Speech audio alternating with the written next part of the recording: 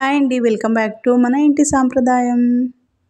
ఈ విజయదశమి పండుగ రోజున పూర్ణం బొబ్బట్లు అలాగే పూర్ణం కుడుములు ఎలా తయారు చేసుకోవాలో చూద్దాం. దసరా పండుగ రోజున ఏ స్వీట్ చేసినా చేయకపోయినా ఈ పూర్ణం బొబ్బట్లు అలాగే పూర్ణం కుడుములను కంపల్సరీగా చేస్తారు మా సైడు. ఎవరైనా కొత్తగా ట్రై చేసే వాళ్ళకు కూడా ఈ బొబ్బట్లను చాలా ఈజీగా తయారు చేసుకోవచ్చు. ఎలా తయారు చేసుకోవాలో ప్రాసెస్ చూసేద్దాం. ముందుగా ఒక గిన్నె తీసుకొని అందులోకి 1 గ్లాస్ దాకా శనగపప్పుని వేసుకోవాలి. ఈ శనగపప్పులోకి వాటర్ వేసుకొని 1 లేదా 2 సార్లు శుభ్రంగా కడిగి తీసుకోవాలి. అలాగే ఇందులోకి తగినన్ని నీళ్లు పోసి 10 నుంచి 15 నిమిషాల వరకు నానబెట్టి ఉంచుకోవాలి. ఇలా నానబెట్టుకోవడం వల్ల మనకి శనగపప్పు అనేది చాలా తొందరగా ఉడికిపోతుంది. ఈ విధంగా నానబెట్టేసి పక్కన ఉంచుకోండి. ఇప్పుడు ఒక వెడల్పాటి ప్లేట్ని తీసుకొని అందులోకి 1 కప్పు దాకా గోధుమ పిండి వేసుకొని జల్లించుకోవాలి. అలాగే ఇందులోకి 1/2 కప్ దాకా మైదాను కూడా వేసుకొని జల్లించుకోవాలి. ఈ బొబ్బట్లను ఓలిగ రవ్వ మైదా వేసి కూడా చేస్తారు. ఇక్కడైతే 1 కప్పు గోధుమ పిండి అలాగే 1/2 కప్ దాకా మైదా పిండిని వేసుకొని తయారు చేస్తున్నాను.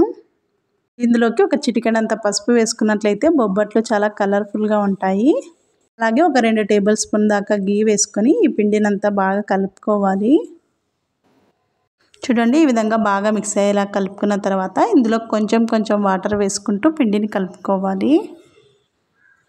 పిండిని మరీ గట్టిగా కాకుండా కొంచెం లూజ్గానే కలుపుకోవాలి.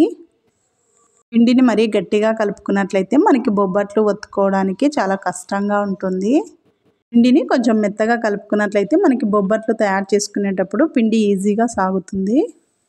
ఇలా పిండిని కలిపేసుకున్న తర్వాత దీనిపైన ఒక 2 టేబుల్ స్పూన్ దాకా గీ వేసుకోవాలి. గీ వేసుకున్న తర్వాత పిండిని మరొకసారి బాగా కలుపుకోవాలి. మూత పెట్టేసి ఒక 2-3 గంటల పాటు నాననివ్వాలి. ఇలా నాననట్లయితే మనకి బొబ్బట్లు అనేవి చాలా సాఫ్ట్గా వస్తాయి. మూత పెట్టేసి పక్కన ఉంచుకోండి. ఇప్పుడు ముందుగా నానబెట్టి ఉంచుకున్న శనగపప్పు చూడండి బాగా మెత్తగా నానిపోయింది. ఇప్పుడు ఇందులో ఉన్న వాటర్ అన్ని పక్కకు ఉంచేసుకొని ఒక ప్రెషర్ కుక్కర్ తీసుకొని అందులోకి వేసుకోవాలి. ఇందులోకి మనం ఏ కప్పుతో అయితే శనగపప్పు తీసుకున్నామో అదే కప్పుతో 2 కప్పుల దాకా వాటర్ వేసుకోవాలి. అలాగే పప్పు పొంగిపోకుండా ఒక 1 టేబుల్ స్పూన్ దాకా గీ వేసుకున్నట్లయితే పొంగిపోకుండా ఉంటుంది. అలాగే ఒక చిటికెడంత పసుపు వేసుకొని కుక్కర్ మూత పెట్టేసి 3 లేదా 4 విజిల్స్ వచ్చేదాకా ఉడికించుకోవాలి. చూడండి, ఒక 4 విజిల్స్ అయిపోయిన తర్వాత కుక్కర్లోని ప్రెషర్ అంతా పోయాక శనగపప్పు అయితే బాగా మెత్తగా ఉడికిపోయింది. ఇందులో కొంచెం వాటర్ కూడా మిగిలిపోయాయి. చూడండి, శనగపప్పును తీసుకొని ఇలా చేత్తో ప్రెస్ చేసినట్లయితే ఈజీగా మ్యాష్ అవ్వాలి. అప్పుడే శనగపప్పు బాగా ఉడికినట్టు. ఇప్పుడు ఒక స్టైనర్ తీసుకొని అందులోకి వడగట్టుకోవాలి. ఇలాంటిది లేకున్నా హోల్స్ ఉన్న గిన్నెలోకి కూడా వడగట్టుకొని తీసుకోవచ్చు. కట్టుని ఏదైనా పప్పులోకి కానీ రసంలోకి కానీ వేసి కలుపుకోవచ్చు. ఇప్పుడు ఒక మిక్సీ జార్ తీసుకొని అందులోకి ఉడికించిన శనగపప్పుని వేసుకోవాలి. ఈ శనగపప్పులో వాటర్ అన్ని బాగా ఇంకిపోయాక ఇందులోకి వేసుకోవాలి. ఈ విధంగా మిక్సీ జార్లోకి వేసుకొని మెత్తగా మిక్సీ పట్టుకోవాలి ఈ వీడియోలో చూపించిన విధంగా. అలాగే మిగిలిన శనగపప్పునంతా ఇదే విధంగా మిక్సీ పట్టుకొని ఒక బౌల్లోకి తీసుకోండి.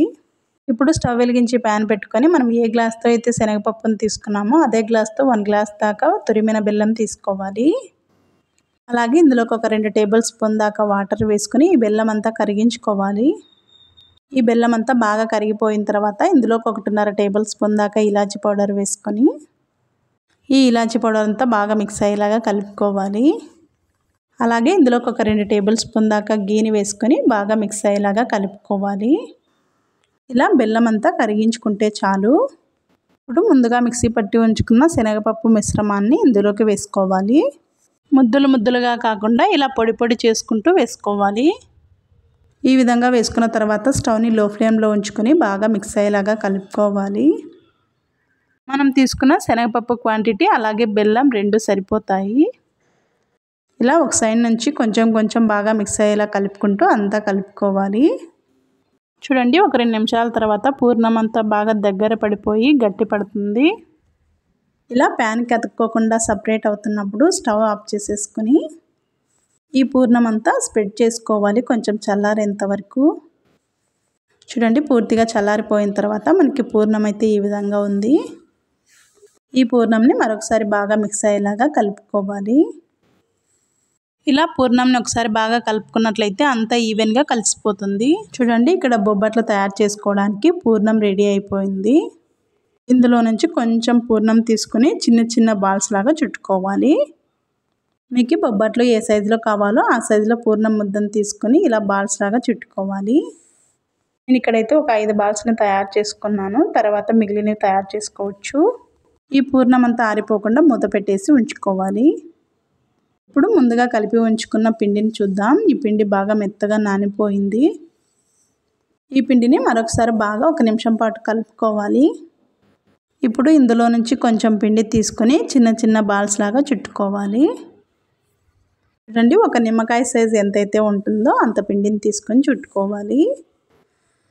అలాగే ఈ పిండి ముద్దలు కూడా ఒక 5 వరకు తయారు చేసుకొని ఉంచుకోవాలి.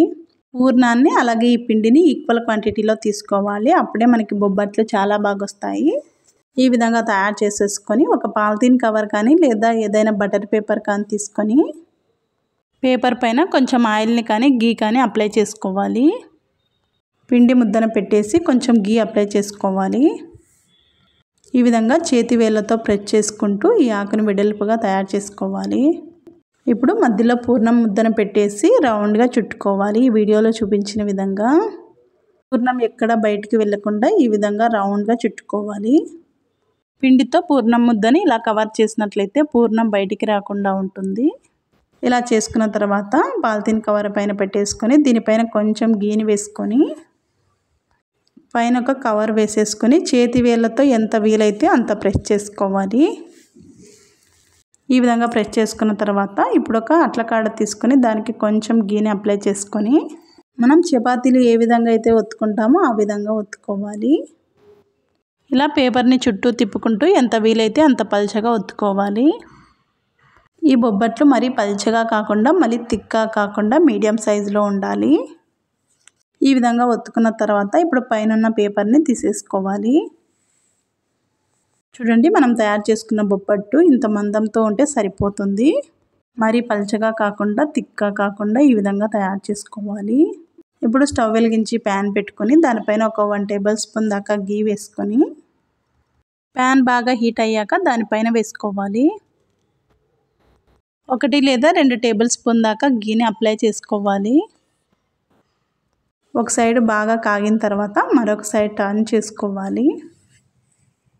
మరొక సైడ్ కూడా ఒక 1 టేబుల్ స్పూన్ దాకా గీని వేసుకొని బాగా అప్లై చేసుకోవాలి. ఇలా 2 వైపులా గీ అప్లై చేసుకున్న తర్వాత స్టవ్ని హై టు మీడియం ఫ్లేమ్లోకి మార్చుకుంటూ 2 వైపులా మంచి కలర్ వచ్చేంత వరకు కాల్చుకోవాలి. చూడండి, ఈ విధంగా తయారు చేసుకున్నట్లయితే బొబ్బట్లు చాలా బాగుంటాయి. ఇలా 2 వైపులా కాలి మంచి కలర్ వచ్చేంత వరకు కాల్చుకోవాలి. ఇలా ఈజీగా ఎవరైనా బొబ్బట్లను తయారు చేసుకోవచ్చు. ఈ విధంగా 2 వైపులా మంచి కలర్ వచ్చేంత వరకు కాల్చుకొని తీసేసుకోవాలి. అంతేనండి, ఇలా తయారు చేసుకున్నట్లయితే బొబ్బట్లు రెడీ అయిపోయినట్లే. మిగిలిన పిండిని కూడా ఇదే విధంగా తయారు చేసుకొని తీసుకోవాలి. ఇప్పుడు ఒక ప్లేట్ తీసుకొని అందులోకి 1 కప్పు దాకా గోధుమ పిండి అలాగే ఒక 1/2 కప్పు దాకా మైదా పిండిని వేసుకోవాలి. ఇందులోకి ఒక చిటికెడంత పసుపు వేసుకొని చిటికెడంత ఉప్పుని వేసుకొని పిండిని బాగా మిక్స్ అయ్యేలాగా కలుపుకోవాలి. ఇందులోకి కొంచెం కొంచెం వాటర్ వేసుకుంటూ మన బొబ్బట్ల పిండి కన్నా ఇది కొంచెం గట్టిగా కలుపుకోవాలి. చూడండి, పిండిని ఈ విధంగా కలిపేసుకొని మూత పెట్టేసి 10 నిమిషాల వరకు నాననివ్వాలి. ఒక 10 నిమిషాల తర్వాత చూడండి, పిండి బాగా నానిపోయింది. పిండిని కొంచెం గట్టిగానే కలుపుకొని తీసుకోవాలి. ఈ పిండిని మరొకసారి బాగా కలుపుకున్న తర్వాత ఇందులో నుంచి చిన్న చిన్న పీసెస్ లాగా తీసేసుకోవాలి. పిండిని మరి పెద్ద పెద్ద సైజులో కాకుండా చిన్న సైజులో కుడుములు అయితేనే చాలా బాగుంటాయి. ఇలా చిన్న చిన్న బాల్స్ లాగా తీసుకొని వాటిని రౌండ్ షేప్లో చుట్టుకోవాలి. ఈ విధంగా అన్నిటినీ తయారు చేసుకొని ఒక ప్లేట్లోకి తీసుకోవాలి. ఇప్పుడు పొడి మైదా పిండిని తీసుకొని ఇప్పుడు కొంచెం కొంచెం మైదాని వేసుకుంటూ మనం ముందుగా తయారు చేసుకున్న బాల్స్ని ఉంచుకొని ఒత్తుకోవాలి. ఈ మైదా వేసుకోవడం వల్ల మనకి ఆకు అనేది చాలా ఈజీగా తిరుగుతుంది. ఇలా ఎంత వీలైతే అంత తయారు చేసుకొని తీసుకోవాలి. మిగిలిన వాటిని కూడా ఇదే విధంగా తయారు చేసుకొని ఒక ప్లేట్లోకి తీసుకోవాలి. ఇప్పుడు బొబ్బట్లు తయారు చేసుకున్న తర్వాత మిగిలిన పూర్ణంతో ఈ కుడుములు తయారు చేసుకుందాం. ఇందులో నుంచి కొంచెం పూర్ణం తీసుకొని ఈ ఆకులో వేసుకోవాలి. ఈ విధంగా మనం తయారు చేసుకున్న ఆకులో ఎంతైతే సరిపోతుందో అంత పెట్టేసుకొని సైడ్స్ ఏవి ఓపెన్ కాకుండా ఈ విధంగా క్లోజ్ చేసుకోవాలి. సైడ్స్ అతుక్కోకుండా ఉన్నట్లయితే కొంచెం వాటర్ని వేసుకుంటూ తడుపుకున్నట్లయితే ఈజీగా అతుక్కుంటాయి. చుట్టూ గ్యాప్ లేకుండా అంతా ఈవెన్గా ప్రెస్ చేసుకోవాలి.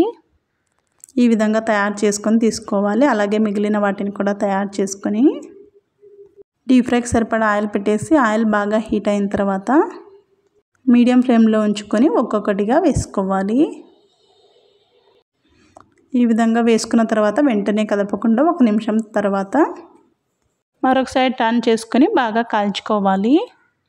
అడ్జస్ట్లో నీట్గా క్లోజ్ అవ్వకపోతే పూర్ణం బయటకు వచ్చే అవకాశం ఉంటుంది. కానీ ఆయిల్లో వేసుకునేటప్పుడు మరొకసారి ఈవెన్గా ప్రెస్ చేసుకొని వేసుకోవాలి. ఇలా 2 వైపులా కుడుములు బాగా ఫ్రై అయిన తర్వాత తీసేసుకోవాలి. అంతేనండి, ఇలా తయారు చేసుకున్నట్లయితే బొబ్బట్లు పూర్ణం కుడుములు రెడీ అయిపోయినట్లే. ఈ విజయదశమి రోజున బొబ్బట్లు అలాగే పూర్ణం కుడుములు తయారు చేసుకుంటారని కోరుకుంటున్నాను. బొబ్బట్లు అలాగే పూర్ణం కుడుములు చాలా బాగుంటాయి. పూర్ణం బొబ్బట్లు చేసినప్పుడు గట్టిగా ఉంటాయి, కానీ చల్లారిన తర్వాత చూడండి చాలా సాఫ్ట్గా బాగా టేస్టీగా ఉన్నాయి. చూడండి బొబ్బట్లు ఎంత సాఫ్ట్గా వచ్చాయో. ఇలా తయారు చేసి పెట్టినట్లయితే పిల్లలు పెద్దలు అందరూ చాలా ఇష్టంగా తింటారు. ఈ వీడియో మీకు నచ్చినట్లయితే ఒక లైక్ చేయండి, అలాగే సబ్స్క్రైబ్ చేసుకోండి. Thank you for watching.